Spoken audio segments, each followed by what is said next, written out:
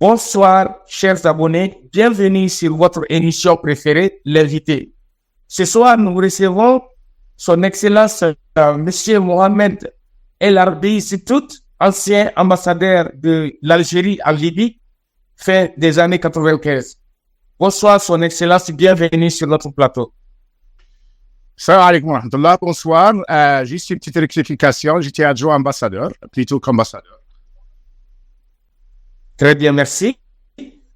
Nous voulons savoir pourquoi l'Algérie a choisi ce mouvement particulier pour convoquer les dirigeants du mouvement de l'Azawad.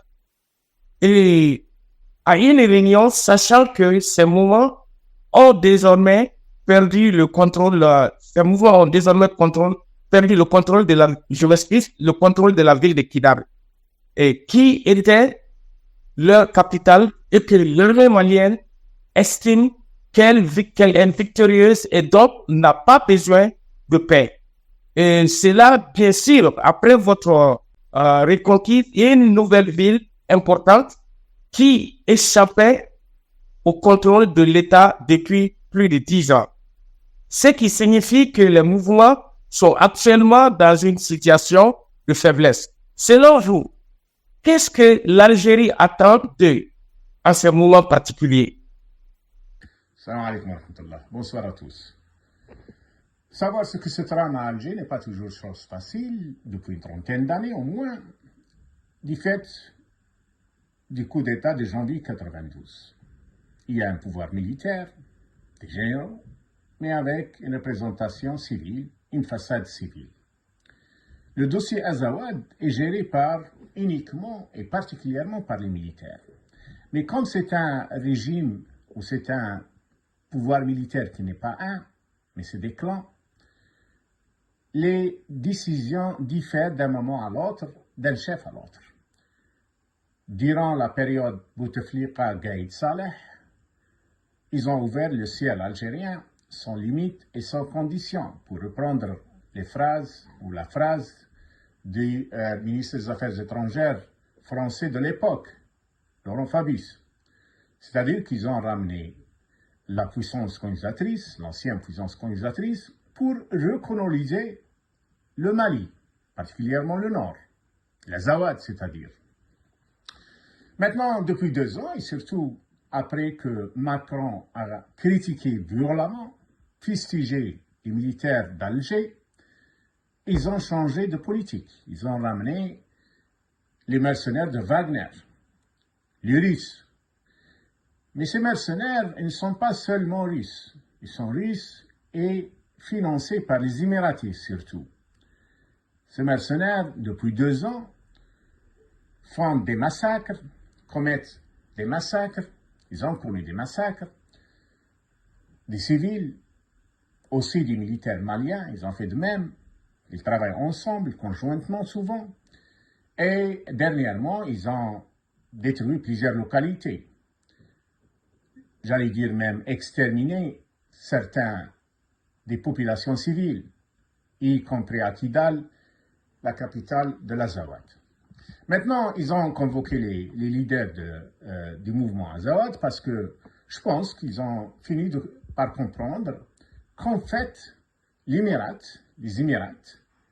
Ben Zayed, complotaient contre le régime algérien et contre l'Algérie tout entière. Ils ont fini par comprendre que Wagner ne travaille pas pour eux, mais pour les Émiratis et pour les Russes.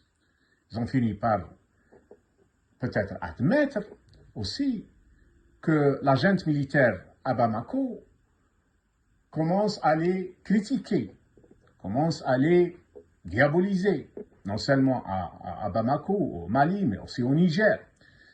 Dernièrement, ils ont dit qu'il y a un complot contre l'Algérie, financé par les Émirats et aidé par Israël et le Maroc. Je pense qu'à Alger, peut-être quelqu'un de raisonnable leur a dit, écoutez, la meilleure chose de faire est de convoquer les leaders du mouvement Azawad et d'essayer de rectifier le tir, corriger leur position extrêmement nuisible à l'Azawad, mais aussi aux intérêts du peuple algérien et à l'Algérie. Et peut-être ils commencent à revoir la politique qu'ils ont soutenue pendant une dizaine d'années avec la France et pendant 2 ans avec les mercenaires de Wagner. On l'espère, je l'espère.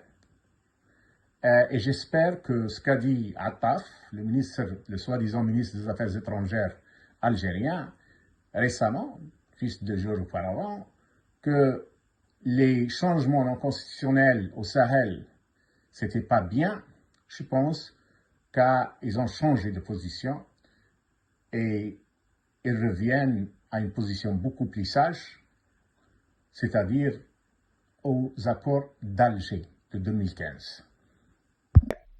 Et comment lisez-vous le traitement réservé à l'Algérie par les autorités de la transition du Mali après avoir été assénés par les Wagner? Et tout le monde sait que Koïta, le président de la transition du Mali, rejette toute intervention algérienne au nom du parrainage de l'accord de la paix au Mali. Comment lisez-vous cela? Vous avez mentionné Goïta, c'est-à-dire le chef des putschistes à Bamako. Il n'est pas l'exception. Souvent, les putschistes, c'est des mercenaires. Ils déconstruisent les États, détruisent les sociétés, et c'est le cas actuellement à Mali, malheureusement, quoi qu'on dise.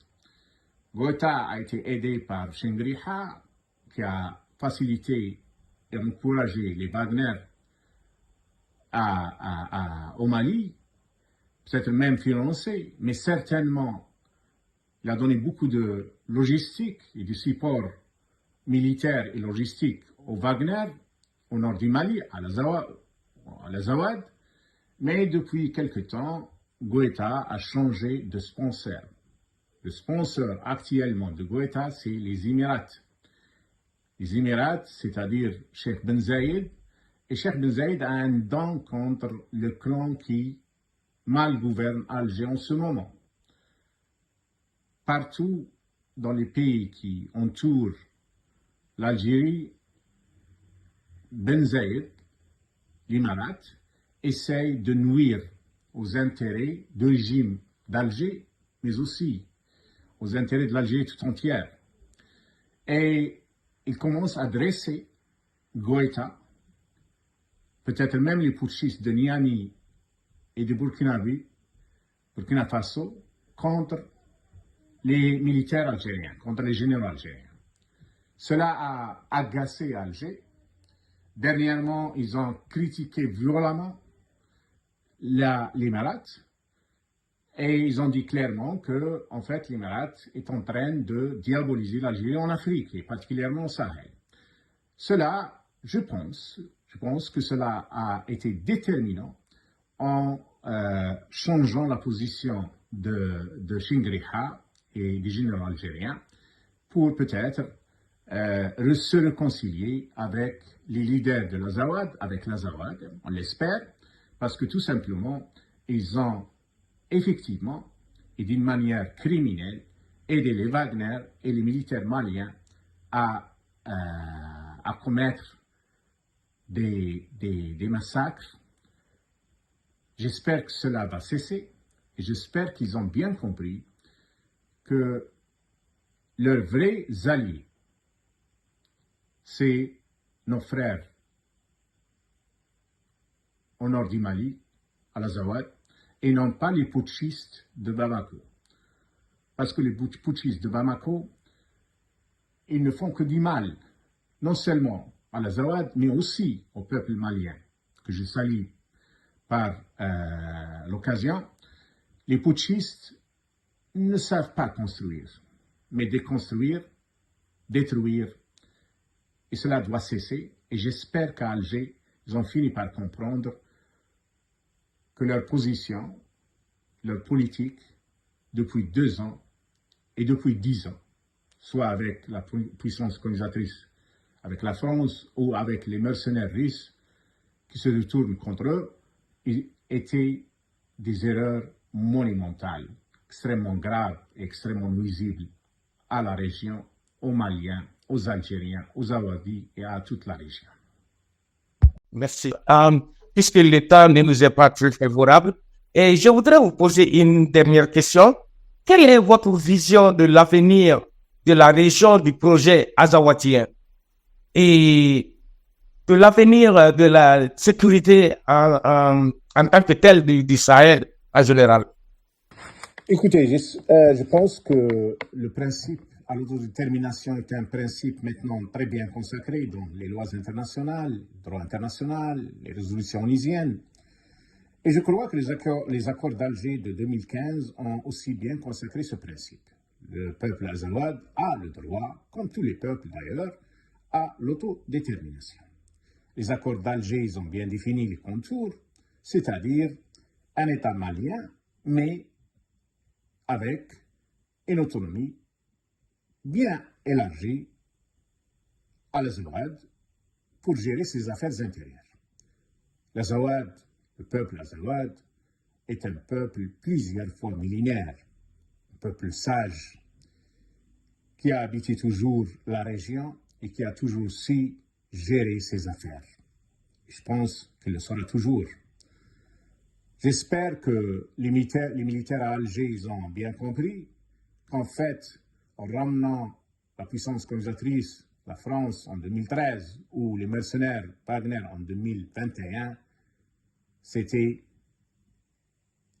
des erreurs graves, nuisibles, une politique très nuisible à la région et à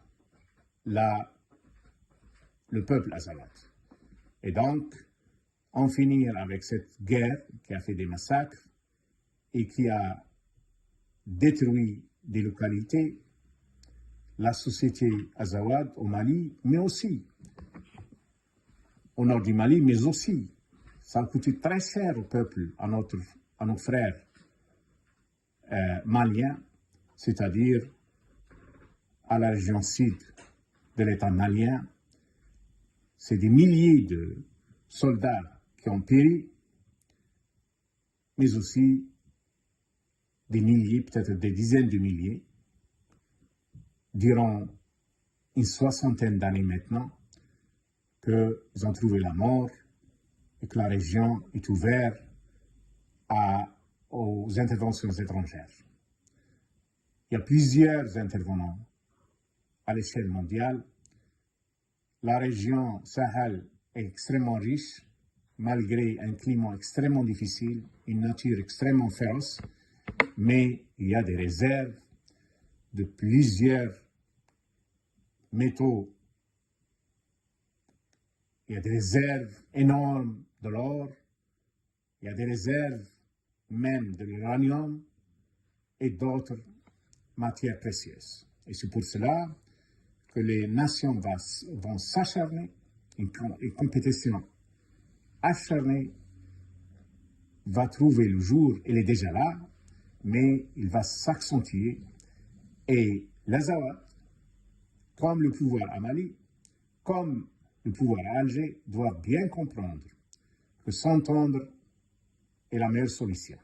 Sinon, c'est le déchirement, c'est la guerre fratricide, c'est la destruction de la région, c'est l'intervention des puissances étrangères qui n'ont que leur intérêt devant eux et ne pensent jamais au peuple du Mali ou du Niger, aux Azawad ou autres populations de la région. Merci, Mohamed El Arbi. C'est tout. Avez-vous un dernier mot pour nos auditeurs avant de nous quitter? Comme dernier mot, je dirais surtout qu'il ne faut pas remplacer un colonialisme par un autre. Chasser le colonialisme français, c'est bien. Le remplacer par le russe, c'est mauvais. Ou par l'américain, ou par le chinois, par toute autre puissance étrangère. Applaudir les putschistes, les coups d'État, c'est mauvais. Il faut toujours penser que les militaires ne savent pas construire. Ils ont été formés, entraînés pour détruire, faire la guerre. et non pas gérer des États. Le meilleur moyen de gérer un État, c'est un gouvernement élu par le peuple qui travaillera pour le peuple, pas pour une tribu ou une caste, une famille ou une puissance étrangère.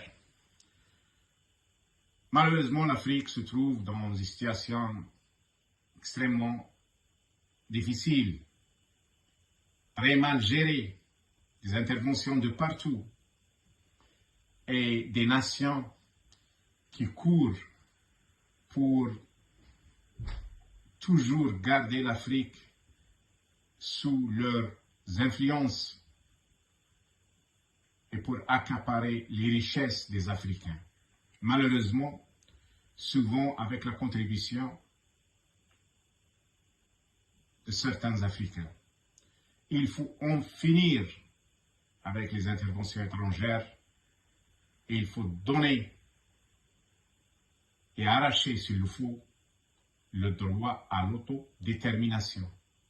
Nous, Africains, nous sommes tous, d'une manière ou d'une autre, sous domination.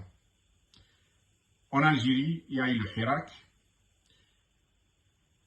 Il est toujours là. Certes, il n'a pas détruit la pègre algéroise. Il n'a pas construit un gouvernement ou un état civil, mais il l'a dans son plan, dans son projet. Et un jour, Alger se libère de la mafia militaire et sa façade civile pour aider les Algériens, mais aussi tous les peuples qui nous entourent. Et j'allais dire, peut-être, essayer, encore une fois, comme il l'a fait la révolution algérienne, de contribuer à la libération de l'Afrique. Merci, Son Excellence. Ceci met fin à cette interview. Voir que le temps ne nous permet pas de continuer. Espérons vous retrouver une prochaine fois. Merci beaucoup d'être avec nous. Allez, salam alaikum. Wa alaikum salam.